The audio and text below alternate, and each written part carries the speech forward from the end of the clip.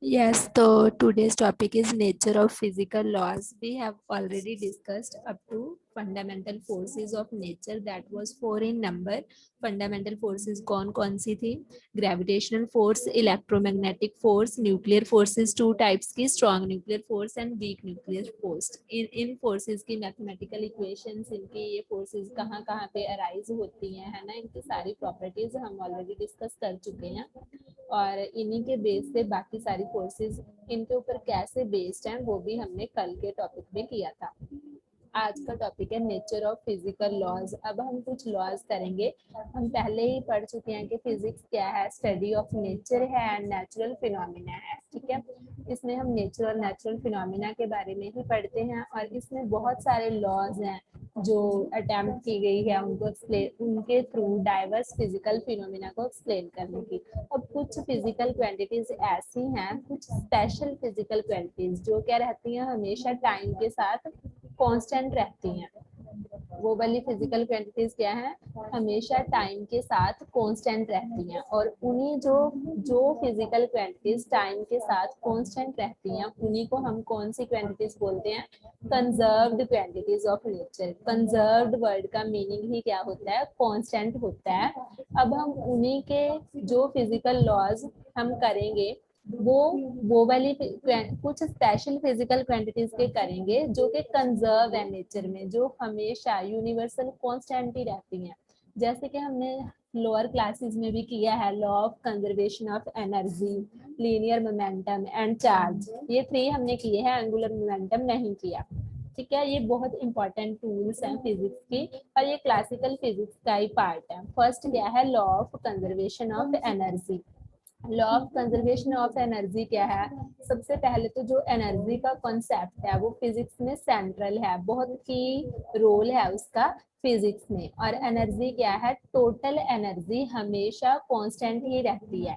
इसका लॉ देखो क्या स्टेट करता है कि total sum total of energy of all kinds in the universe remains constant. किसी भी काइंड की एनर्जी हो यूनिवर्स में, उसका टोटल सम हमेशा कांस्टेंट रहता है। Energy can be transformed, energy को क्या होती है इसकी statement, energy can neither be created nor be destroyed but it can be transferred from one place to another and one form to another.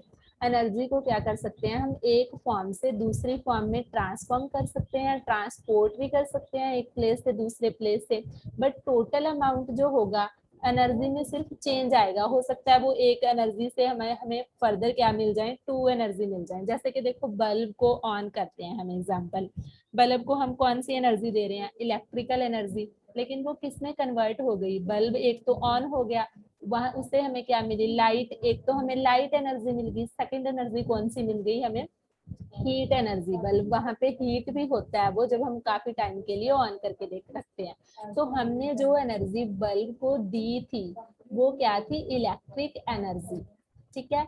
लेकिन bulb ने जैसे ही हमने उसको इलेक्ट्रिक एनर्जी दी, थ्रू इलेक्ट्रिसिटी दी, उसको स्विच को ऑन किया, तो bulb ने हमें लाइट दी, एक तो एनर्जी उसकी लाइट में कन्वर्ट होगी, प्लस जब हम उसको थोड़े टाइम के लिए ऑन करके रखते हैं तो कुछ एनर्जी हीट अप भी हो जाता है बल्ब, तो कुछ एनर्जी हीट में कन्वर्ट हो जाती है किसी भी इलेक्ट्रिक डिवाइस को जब हम थोड़े टाइम के लिए ऑन करके रखते हैं। तो ये क्या हुआ, इलेक्ट्रिक एनर्जी किसके इक्वल आएगी, light energy plus heat energy.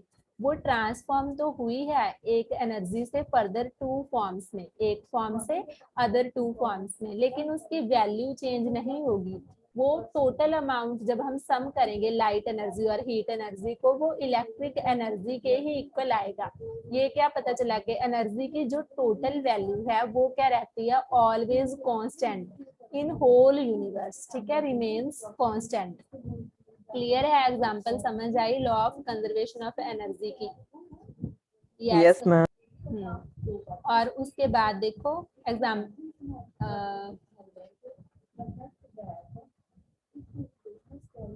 Further इसकी और एग्जांपल भी गिवन है।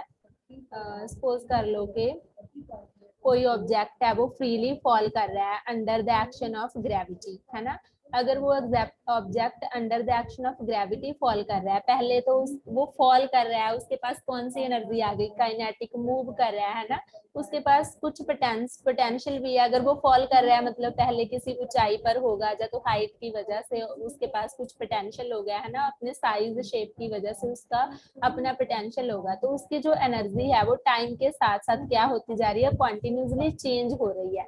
बट जो एनर्जी का सम आएगा वो हमेशा कांस्टेंट ही आएगा, कि टोटल एनर्जी हमेशा सेम ही रहेगी। जब ऑब्जेक्ट को रिलीज किया था रेस्ट से, है ना, फ्रॉम अ हाइट, पहले वो रेस्ट पोजीशन पर था, उसको कुछ हाइट से हमने रिलीज किया, तो जो उसकी इनिशियल पोटेंशियल एनर्जी थी वो किस में कन्वर्ट हो गई, कंप्लीटली काइनेटिक एनर्जी में। काइनेटिक एनर्जी कौन सी होती है, जब कोई ऑब्जेक्ट मूव कर रहा होता है। पोटेंशियल कौन सी होती है, किसी बॉडी की कॉन्फ़िगरेशन और उसकी पोजीशन की वजह से जो एनर्जी होती है उसको हम पोटेंशियल एनर्जी बोलते हैं। पहले उसके पास वो हाइट के ऊपर पड़ा था, कुछ रेस्ट पोजीशन पर था, उसके पास ओनली पोटेंशियल एनर्जी थी। जैसे ही हमने उसको पुश किया या किसी तरह से फॉल करवाया, तो वो फॉल होने लगा, तो वो मूव करने लगा, उसकी सारी पोटेंशियल एनर्जी किसमें कन्वर्ट हो गई, काइनेटिक एनर्जी में कन्वर्ट हो गई। कब तक वो मूव करता रहा, जब तक वो ग्राउंड से हिट नहीं कर गया, ठीक है। जैसे ही वो ग्राउंड से हिट किया तो सारी की सारी जो काइनेटिक एनर्जी है वो फर्दर ट्रांसफॉर्म हो जाएगी, या तो हीट में, या साउंड में, है ना, या तो हो सकता है ऑब्जेक्ट कोई ऐसा हो कि वो एक्सप्लोड हो गया, है ना, हीट अप हो गया, या फिर वो साउंड प्रोड्यूस करेगा जैसे ही नीचे फॉल करेगा। बट जो टोटल एनर्जी आएगी वो इन सभी को प्लस करके उसके जितनी वो पोटेंशियल एनर्जी उसके पास पहले थी, इनिशियल एनर्जी, एंड जो हमने हमारे पास उन सभी को ट्रांसफॉर्म होने के बाद सबका सम करके आई है, वो चेंज नहीं होती, कि एनर्जी हमेशा क्या रहती है, कांस्टेंट रहती है।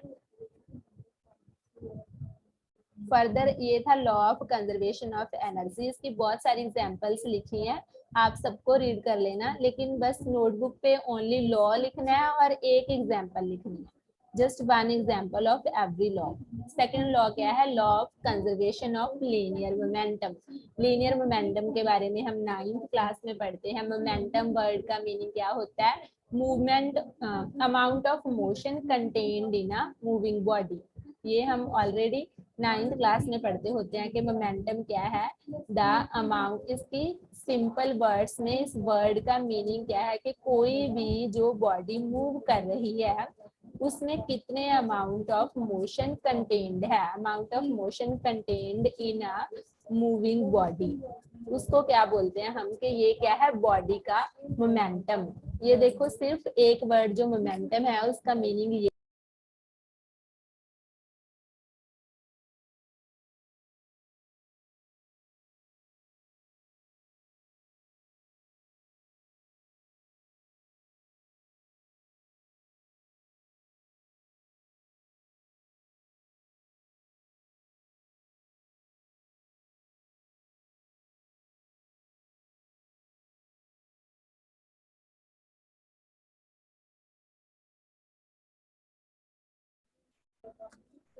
प्लीज रिस्पोंड बेटा, can you hear me, network problem आ रही है।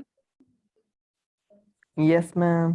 ठीक है, तो इसके बाद क्या है, हम कर रहे थे लीनियर मोमेंटम। मोमेंटम वर्ड का मीनिंग होता है amount of motion contained in a moving body. और लीनियर मोमेंटम कौन सा होता है, जब मोशन उस ऑब्जेक्ट का कौन सा हो, लीनियर हो, सिर्फ स्ट्रेट लाइन में वो मूव कर रहा हो, लीनियरली मूव कर रहा हो, तो उसमें हम उस मोमेंटम को हम कौन सा बोलेंगे, लीनियर मोमेंटम। और law of conservation of linear momentum भी यही स्टेट करता है कि जब एक्सटर्नल फोर्स नहीं है, in the absence of external force, मतलब बाहर से हम कोई एक्स्ट्रा फोर्स सप्लाई नहीं कर रहे, तब कोई भी ऑब्जेक्ट है जो उसका लीनियर मोमेंटम है वो क्या रहता है, अनचेंज्ड, वो क्या रहता है, कंजर्व, वो क्या होता है, कांस्टेंट। इसकी एग्जांपल हम कोलिजन ऑफ बॉडीज के थ्रू करते होते थे, है ना, 9th क्लास में, कि हमने टू बॉडीज, टू गोल, मान लो टू बॉल्स ली, टू स्पेयर्स लिए, वो क्या हुए, दोनों कुछ स्पीड पर मूव कर रहे थे और आपस में क्लाइड कर गए, टकरा गए, है ना। टकराने के बाद वो फिर से उन्होंने कुछ डिस्टेंस कवर किया। ये हमने पूरा आर्टिकल किया था, जिसमें फिर हमारे पास क्या आ जाता है, ऐसे करके आया था। जब हमने टोटल मोमेंटम लिखा था जो पहले था क्लाइड करने के बाद, और क्लाइड करने के बाद दोनों बॉडीज का जो मोमेंटम था m1v1 प्लस m2v2। m1v1 क्या है फर्स्ट बॉडी का मोमेंटम, m2v2 क्या है सेकेंड बॉडी का, और ये क्या है दोनों का टोटल मोमेंटम। ये क्या था कांस्टेंट ही रहा था, जितनी वैल्यू इतनी थी उतनी इसकी थी। मोमेंटम का फॉर्मूला हम करते हैं ना कि लीनियर मोमेंटम किसके इक्वल होता है, p is equal to mass into velocity, इसका मैथमेटिकल फॉर्मूला। तो इससे हमारे पास प्रूव हुआ था कोलिजन वाले आर्टिकल से, हमने मैथमेटिकली 9th में किया था। अभी हम बस एग्जांपल कुछ ले लेते हैं वैसे ही कि देखो जैसे कि गन को फायर किया, जैसे ही फायर किया तो फोर्स एक तो गन के इनसाइड है, एक जिस फोर्स से हमने उसको पकड़ के रखा है कि हमें वो पुश ना कर दे, है ना, तो equal and opposite force gun barrel के ऊपर भी लग रही है ऑन द गन। ये फोर्सेस क्या है सिस्टम के इंटरनल है, internal to the system gun and bull.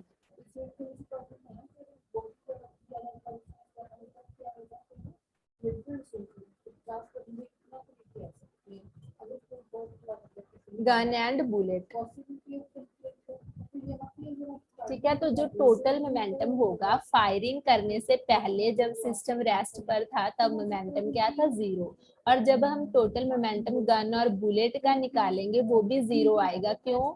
Because जितनी जब बुलेट बाहर निकलेगी गन से, जितनी फोर्स उसने लगाई है ना बाहर की तरफ, तो उतना जितना मोमेंटम की वैल्यू आई मास और वेलोसिटी, और उतनी ही गन ने ऑपोजिट डायरेक्शन में लगा दी, तो इक्वल एंड ऑपोजिट फोर्स हो जाएगी। तो टोटल फोर्स आफ्टर फायरिंग क्या आ जाएगी 0, टोटल मोमेंटम आफ्टर फायरिंग क्या आ जाएगा 0, और टोटल मोमेंटम बिफोर फायरिंग भी क्या था 0, बिकॉज वो क्या थी रेस्ट पे तो वेलोसिटी 0 होगी। तो वेलोसिटी 0 तो 0 m into mass into velocity करेंगे तो वो क्या आ गया 0 आ गया, ठीक है। तो इस तरह से और भी एग्जांपल्स देख सकते हैं कि टोटल मोमेंटम होता है जो किसी भी लीनियर मोमेंटम वो क्या रहता है हमेशा कंजर्व रहता है। टोटल मोमेंटम की पार्ट्स में वैल्यू तो चेंज हो रही है, ट्रांसफॉर्म तो हो रहा है वो, लेकिन वो टोटल जो वैल्यू है उसकी वो चेंज नहीं हो रही अगर हम कोई भी एक्सटर्नल फोर्स अप्लाई नहीं करते।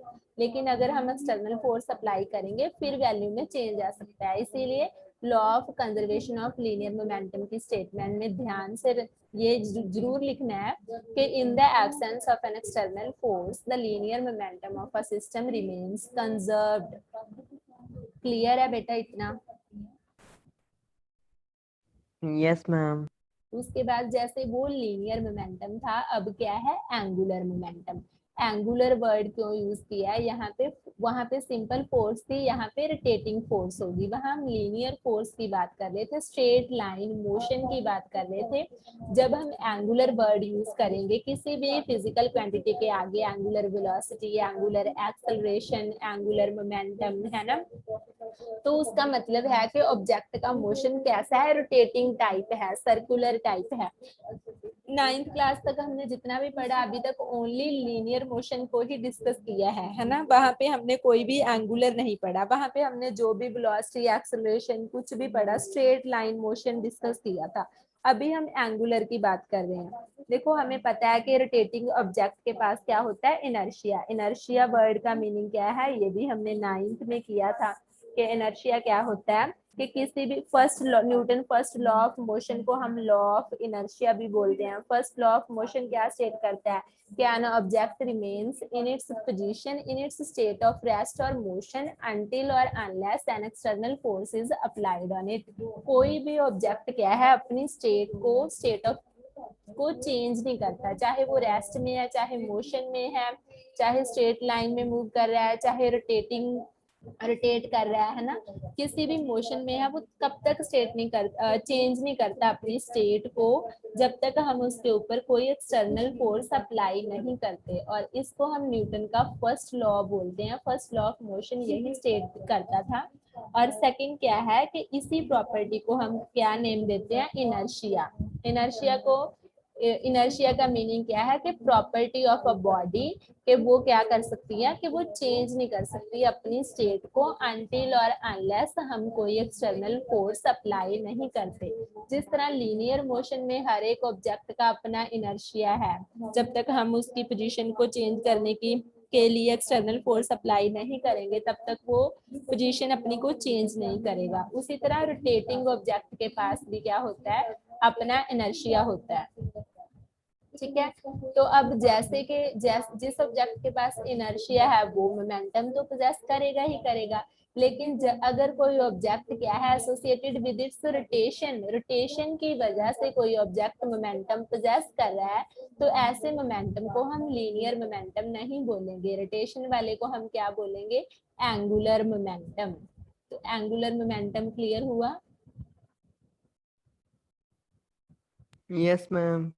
ठीक है, तो फर्दर हम ये चीज भी प्रूव करेंगे, आगे आएगा चैप्टर्स में कि एंगुलर मोमेंटम का फॉर्मूला क्या होता है, moment of inertia into angular speed. इनके बारे में पूरा डिटेल में पढ़ेंगे, ये कैसे आया ये पता चल जाएगा। जैसे कि मोमेंटम का फॉर्मूला मास इनटू वेलोसिटी होता है। देखो यहाँ वेलोसिटी कौन सी है, एंगुलर स्पीड है, और मास की जगह क्या है, मोमेंट ऑफ इनर्शिया। इनके बारे में हम फर्दर डिस्कस करेंगे नेक्स्ट चैप्टर्स में पूरा कंप्लीट डिटेल में।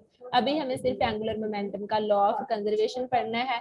जैसे कि लीनियर मोमेंटम का था कि जब तक हम एक्सटर्नल फोर्स अप्लाई नहीं करेंगे तब तक उसका लीनियर मोमेंटम क्या रहेगा, अनचेंज्ड। वैसे ही इसका है कि जब तक हम टोटल एक्सटर्नल टॉर्क, देखो वहां पे फोर्स वर्ड था, यहाँ पे टॉर्क है। टॉर्क का मीनिंग क्या है, टॉर्क का मीनिंग क्या है, रोटेटिंग फोर्स। जब फोर्स कैसी हो, हम किसी भी ऑब्जेक्ट के ऊपर फोर्स अप्लाई करें और वैसी फोर्स अप्लाई करने की वजह से ऑब्जेक्ट क्या करने लग जाए, रोटेट करने लग जाए, तो उस फोर्स को, रोटेशनल फोर्स को हम एंगुलर फोर्स नहीं बोलते है ना, उसका नेम है फर्दर क्या है, टॉर्क। टॉर्क का मतलब क्या है, फोर्स ही है, लेकिन फोर्स कौन सी है, ड्यू टू विच ऑब्जेक्ट क्या करने लग गया, रोटेट करने लग गया है ना। Force causing rotation of an object. ठीक है, जिस फोर्स की वजह से ऑब्जेक्ट में क्या हुआ, रोटेशन हुई, उस फोर्स को हम एक और नाम से जानते हैं, वो नेम क्या है, टॉर्क। अब हम एंगुलर मोमेंटम की बात कर रहे हैं। एंगुलर का मतलब तो मोमेंटम भी कैसा है कि ऐसा मोमेंटम पोजेस हो रहा है ऑब्जेक्ट की वजह से जो रोटेशन के साथ कनेक्टेड है ना। तो यहाँ पे फोर्स भी कैसी अप्लाई होगी, रोटेशन वाली होगी। तो रोटेशनल फोर्स को तो हमें पता है हम क्या बोलते हैं, टॉर्क बोलते हैं। तो सेम लॉ है कि अगर टोटल एक्सटर्नल टॉर्क एब्सेंट है, मतलब उसकी एब्सेंस में, देखो acting on a system is zero, चाहे ऐसे लिख सकते हो कि एक्सटर्नल टॉर्क की वैल्यू क्या है, जीरो, तो एंगुलर मोमेंटम क्या होगा, सिस्टम का कांस्टेंट रहेगा।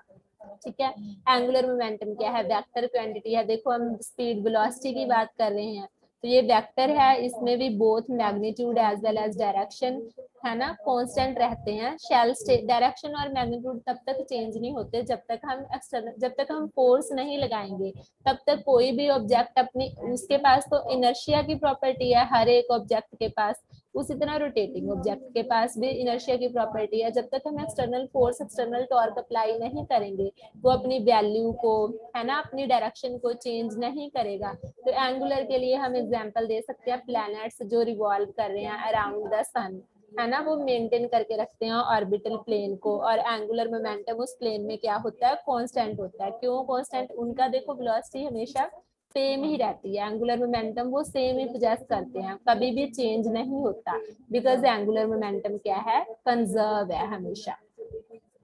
ठीक है, और भी एग्जांपल्स लिखी हैं वो आपको रीड करनी है। नेक्स्ट है law of conservation of charge, this is the fourth and last law. Four ही फिजिकल लॉज हम डिस्कस करते हैं जो कि कंजर्व रहते हैं in whole universe, in every system हमेशा कंजर्व होते हैं। ठीक है, फर्स्ट हमने किया था law of conservation of energy, second किया था law of conservation of linear momentum, third किया था law of conservation of angular momentum, and the last one is law of conservation of charge. Charge का क्या है, हमें पता है, चार्ज को हम ना तो क्रिएट कर सकते हैं ना डिस्ट्रॉय, सिर्फ ट्रांसफर कर सकते हैं एक बॉडी टू अनदर। ये देखो कैसे कि हमें पता है हर एक मैटर एटम्स और एटम्स का बना होता है, और जो एटम्स होते हैं उनमें फर्दर क्या होते हैं, इलेक्ट्रॉन होते हैं, प्रोटॉन होते हैं, न्यूट्रॉन। इलेक्ट्रॉन रिवॉल्व कर रहे होते हैं, प्रोटॉन और न्यूट्रॉन कहाँ पे होते हैं, उसके न्यूक्लियस में। ठीक है, अगर किसी भी ऑब्जेक्ट के पास उतने equal number of electron and proton हो, जितने इलेक्ट्रॉन है उतने ही प्रोटॉन, हमें पता है इलेक्ट्रॉन के ऊपर कौन सा चार्ज है, नेगेटिव, प्रोटॉन के ऊपर पॉजिटिव। तो अगर टोटल चार्ज की वैल्यू निकालेंगे तो सारे प्लस माइनस होके कैंसिल हो जाएंगे, तो 0 आ जाएगी। तो वहां पे क्या रहेगा, नो नेट इलेक्ट्रिक चार्ज, है ना। टोटल चार्ज तो 0 ही रहेगा। बट अगर इम्बैलेंस है इन द नंबर्स के, मान लो इलेक्ट्रॉन ज्यादा थे प्रोटॉन कम थे, तब ही हम बोलेंगे कि बॉडी क्या है, चार्ज है। अगर वहां पे टोटल चार्ज की वैल्यू 0 बन रही है तो बॉडी को हम चार्ज नहीं बोल सकते, बिकॉज टोटल जब करेंगे तो वहां पे तो टोटल वैल्यू 0 आ जाएगी टोटल चार्ज की। ठीक है। अगर हम ऐड और रिमूव करें, है ना, तो इम्बैलेंस कैसे आती है। इम्बैलेंस, पहले तो कोई भी बॉडी है, मान लो अनचार्ज है, उसका मतलब अनचार्ज, चार्ज तो सभी के पास है, बिकॉज सभी बॉडीज एटम्स की बनी होती हैं और एटम्स में इलेक्ट्रॉन और प्रोटॉन और न्यूट्रॉन होते हैं, है ना। तो चार्ज तो हर एक बॉडी के पास है, लेकिन वो क्या है, पहले न्यूट्रल है, बिकॉज सारा टोटल चार्ज क्या हो रहा है वहां पे 0। अगर हम इम्बैलेंस करें कि उसमें जा तो कुछ इलेक्ट्रॉन ऐड कर दें या रिमूव कर दें, अगर हम ऐड कर देंगे इलेक्ट्रॉन तो वो बॉडी कैसे हो जाएगी, नेगेटिवली चार्ज हो जाएगी, बिकॉज इलेक्ट्रॉन प्रोटॉन से ज्यादा हो जाएंगे।